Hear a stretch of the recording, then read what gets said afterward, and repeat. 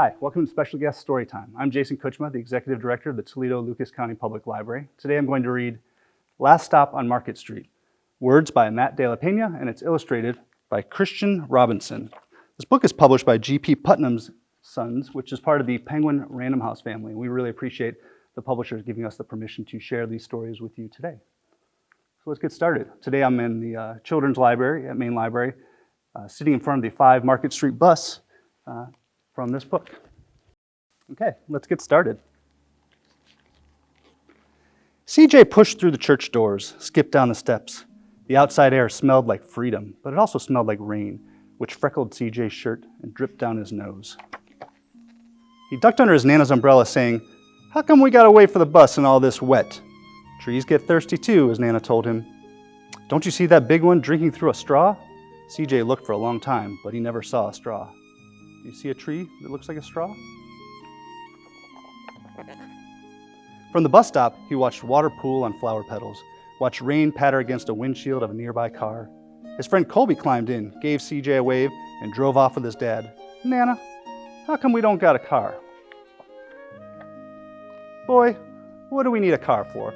We've got a bus that breathes fire and old Mr. Dennis, who always has a trick for you." The bus creaked up to a stop in front of them. It sighed and sagged, its doors swung open. "What's that I see?" Mr. Dennis asked. He pulled a coin from behind CJ's ear, placed it in his palm. Nana laughed her deep laugh and pushed CJ along. They sat right up front. A man across the way was tuning a guitar. An old woman with curlers had butterflies in a jar. Nana gave everyone a great big smile and a good afternoon. She made sure CJ did the same. The bus lurched forward and stopped, lurched forward and stopped. Nana hummed as she knit. "How come we always got to go here after church?" CJ said. "Miguel and Colby never have to go nowhere." "I feel sorry for those boys," she told him. "They'll never get a chance to meet Bobo or the Sunglass Man, and I hear Trixie got herself a brand new hat." CJ stared out the window, feeling sorry for himself. He watched cars zip by on either side. He watched a group of boys hop curbs on bikes. A man climbed aboard with a spotted dog. CJ gave up his seat. "How come that man can't see?" "Boy, what do you know about seeing?" Nana told him.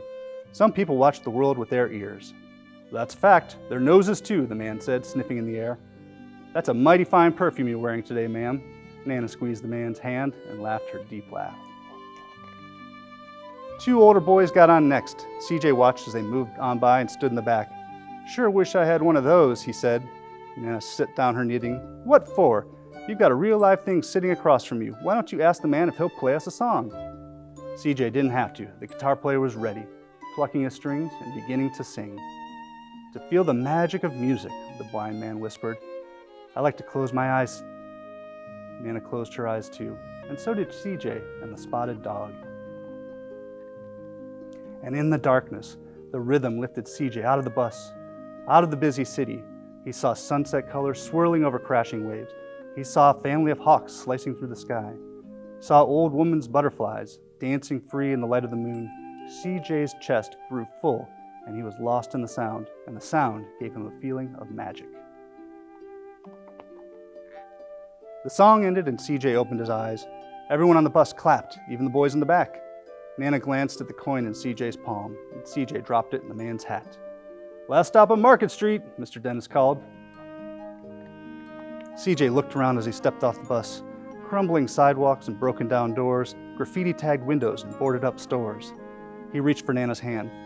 "How come it's always so dirty over here?" She smiled and pointed to the sky. "Sometimes when you're surrounded by dirt, CJ, you're a better witness for what's beautiful." CJ saw a perfect rainbow arcing over their soup kitchen. He wondered how his Nana always found beautiful where he never even thought to look. He looked all around them again, at the bus rounding the corner out of sight, and the broken street lamps still lit up bright, and the stray cat shadows moving across the wall. When he spotted their familiar faces in the window, he said, "I'm glad we came." He thought Nana might laugh her deep laugh, but she didn't. She patted him on the head and told him, "Me too, CJ. Now come on." The end. Thank you for joining us for Special Guest Storytime.